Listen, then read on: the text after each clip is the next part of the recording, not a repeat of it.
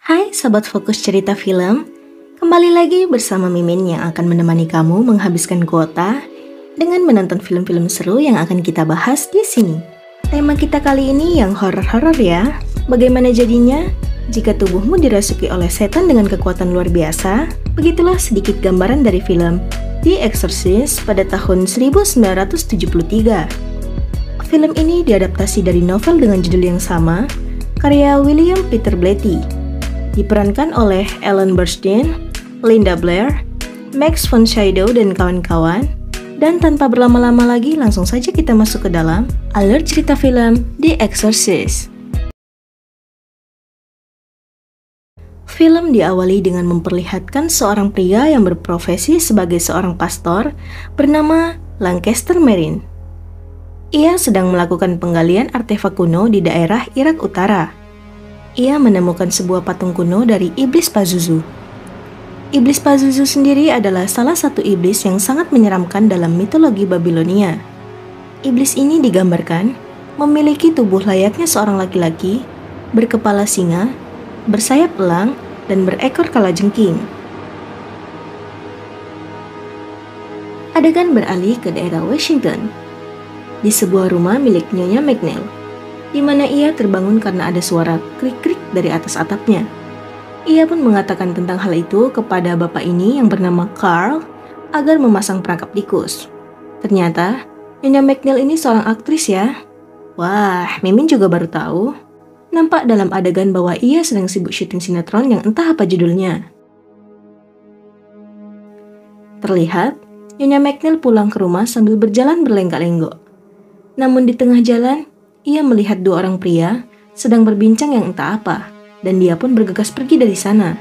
Sesampainya di rumah, ia mendapatkan undangan makan malam di sebuah gedung. Tak lama, datanglah putrinya yang bernama Regan McNeil. Seperti kebiasaan ibu dan anak pada umumnya, mereka pun bergibah-gibah ria.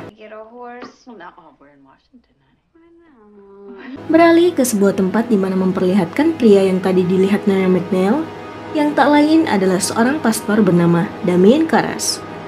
Ia tengah pulang ke rumah, menemui serta merawat ibunya yang sakit. Ia berniat mengajak ibunya ke tempat di mana ibunya tidak akan merasa sendirian. Namun dikarenakan itu adalah rumah mereka, ibunya enggan meninggalkan tempat itu.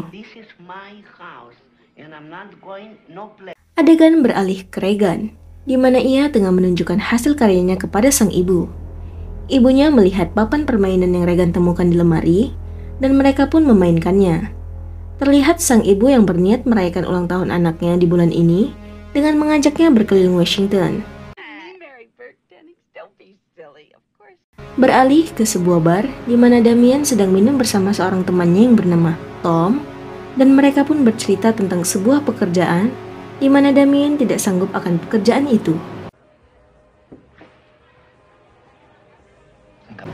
Kembali ke rumah Nyonya McNeil, di mana ia sedang mengomel kepada operator di telepon dikarenakan sang suami tidak menelpon di saat putri mereka sedang berulang tahun. Regan yang mendengar hal itu hanya bisa merenung di kamarnya. Beralih ke sebuah rumah sakit, di mana Regan sedang diperiksa mengenai kondisi tubuhnya.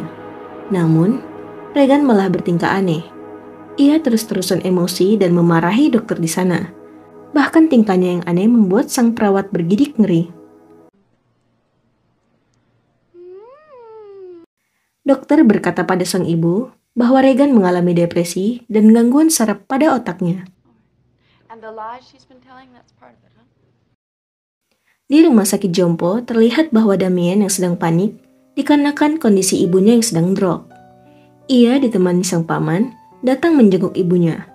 Melihat kondisi ibunya yang sangat memprihatinkan, Damien emosi, sampai-sampai emosinya juga ia bawa ke tempatnya berlatih tinju.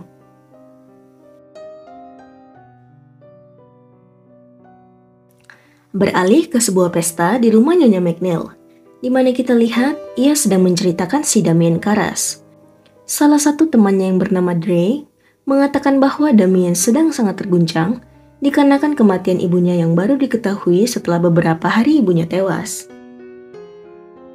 Nyonya McNeil mengecek sejenak putrinya yang sedang tertidur, lalu kembali bersama teman-temannya dan ikut bernyanyi. Tiba-tiba, Regan muncul dan ia melakukan hal tak terduga. Ia malah asal pipis di karpet sambil berdiri di sana. Sang ibu begitu terkejut melihat perubahan perilaku pada sang anak. Regan sendiri juga bingung kepada dirinya. Ibunya baru saja turun dari tangga. Tiba-tiba, Regan berteriak memanggil sang ibu. Betapa mengejutkannya saat dilihat, ternyata benar ucapan sang anak. Selama ini, bahwa kasurnya suka bergoyang. Adegan beralih di mana salah satu teman Nyonya McNeil bernama Dre tadi datang mengunjungi Damien yang masih terpuruk atas kematian sang ibu. Damien bermimpi tentang sebuah kalung, sang ibu, dan bayangan sesosok makhluk. Kemudian beralih di mana kita lihat Regan yang memberontak saat sedang diobati oleh dokter. Sampai-sampai ia juga meludahi sang dokter. Dokter itu juga mengatakan bahwa Regan bermasalah pada otaknya. Terlihat Regan yang sedang ditangani oleh dokter lain dan juga melakukan beberapa perawatan. Tiba-tiba, ada perawat mengatakan bahwa Nyonya McNeil menelepon dikarenakan kondisi Regan yang semakin memburuk. Dokter-dokter itu pun datang ke rumah dan terkejut saat melihat kondisi Regan yang, ya seperti dalam video ya, Mimin juga merinding sih liatnya. Tiba-tiba, Regan menampar sang dokter dan ada sosok lain yang berteriak tapi bukan suara Regan. Lalu sosok Regan yang sudah kerasukan itu berbicara sangat tidak pantas kepada mereka. Sang ibu yang tidak pernah melihat putrinya seperti ini begitu histeris akan kondisi anaknya saat ini. Regan sudah disuntik penenang oleh kedua dokter itu. Kedua dokter itu bersikeras, Regan hanya mengalami sakit medis. Namun sang ibu membantah dikarenakan mustahil jika Regan memang sakit medis, namun mengapa perilakunya seperti itu. Saat pulang ke rumah, Nyonya McNeil mendapati kabar bahwa salah satu temannya bernama Burke Dennings telah tewas. Tak lama, ia dikejutkan dengan penampakan di mana Regan, ya seperti itulah bisa kita lihat. Kemudian dapat kita lihat bahwa Regan sedang melakukan hipnoterapi. Pada saat bapak ini sedang mengajak berbicara pada sosok lain di tubuh Regan, tiba-tiba sosok itu berubah dan menyakiti bapak itu. Beralih ke adegan di mana Damien didatangi oleh seorang bernama William Kinderman yang merupakan seorang seksi pembunuhan. Mereka membahas soal kematian Burke Dennings yang dinilai sangat tidak wajar.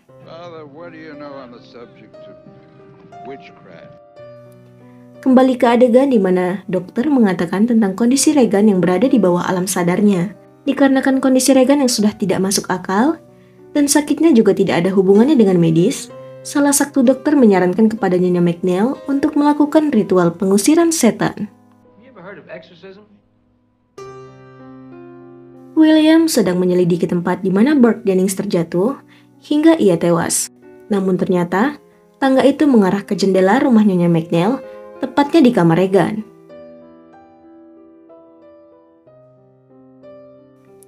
Di rumah, Nyonya McNeil menemukan salib berada di bawah bantal Regan. Dia pun bertanya kepada seisi rumah siapa yang meletakkan itu di sana. Tiba-tiba, ia dikejutkan dengan kedatangan William. William menanyakan beberapa hal yang membuat dia sangat yakin kematian Burke Dennings ada hubungannya dengan Regan. Setelah William pergi, McNeil mendengar teriakan putrinya. Ia bergegas melihat ke kamar dan sangat mengejutkan ketika iblis dalam tubuh Regan menyakitinya. Iblis itu sudah sangat merajalela.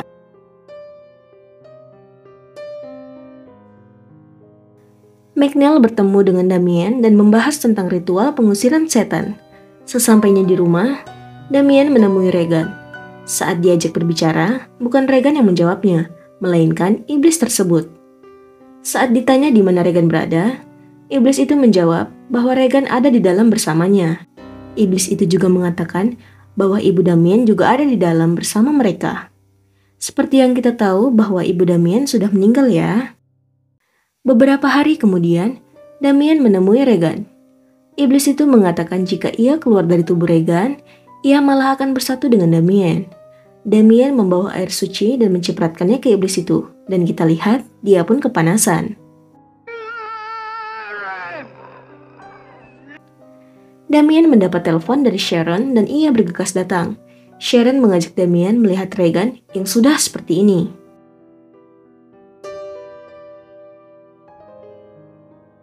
Damien meminta izin pada pihak gereja untuk melakukan ritual pengusiran setan. Ketua di sana menyarankan agar Damien didampingi oleh orang yang sudah berpengalaman. Pihak gereja merekomendasikan agar ritual ini dilakukan oleh Lancaster Marine, tokoh yang tadi sudah Mimin jelaskan di awal cerita. Ternyata, Pastor Marine juga pernah melakukan pengusiran setan sekitar 10 hingga 12 tahun lalu di Afrika. Hal itu juga hampir membunuhnya. Malamnya, Marine mengunjungi kediaman McNeil. Saat kedatangan Pastor Marine, iblis di tubuh Regan berteriak. Ia dan Damien akan segera melakukan ritual untuk mengusir iblis di tubuh Regan.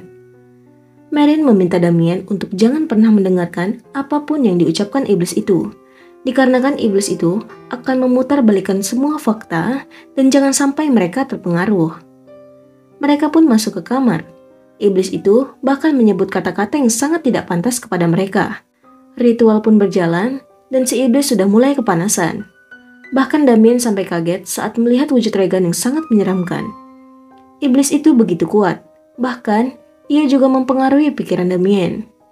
Tiba-tiba, seisi kamar itu berguncang, dan terlihatlah sosok iblis Pazuzu yang di awal cerita sudah Mimin jelaskan.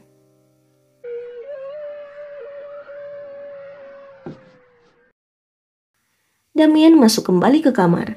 Iblis mulai mengelabui pikiran Damien lagi dengan menyamar sebagai ibunya. Pastor Marine menyuruh Damien keluar agar ia tidak terpengaruh. Saat kembali masuk, ia terkejut karena mendapati Pastor Marine yang sudah tewas. Iblis berwujud Regan tersebut tertawa melihat Damien yang sudah putus asa atas tewasnya Pastor Marine. Ia menghajar iblis itu dan menyuruh iblis itu untuk mengambil dirinya saja. Tiba-tiba, iblis itu masuk ke dalam tubuh Damien. Damien pun melompat ke jendela hingga akhirnya dia tewas. Jatuhnya Damien persis seperti jatuhnya Burke Nenning saat itu. Orang-orang berkerumun datang melihatnya. Regan yang sudah terbebas dari iblis itu menangis dan memeluk ibunya. Beberapa hari kemudian, McNeil memutuskan pindah dan membawa Regan pergi dari rumah itu. Regan tidak menyadari apa yang selama ini sudah terjadi. Regan tidak pernah menyadari dan tidak pernah mengingat apa yang selama ini terjadi dan apa yang sudah ia lakukan. Karena selama ini, tubuhnya berada di bawah kendali iblis. Sekian dari cerita ini.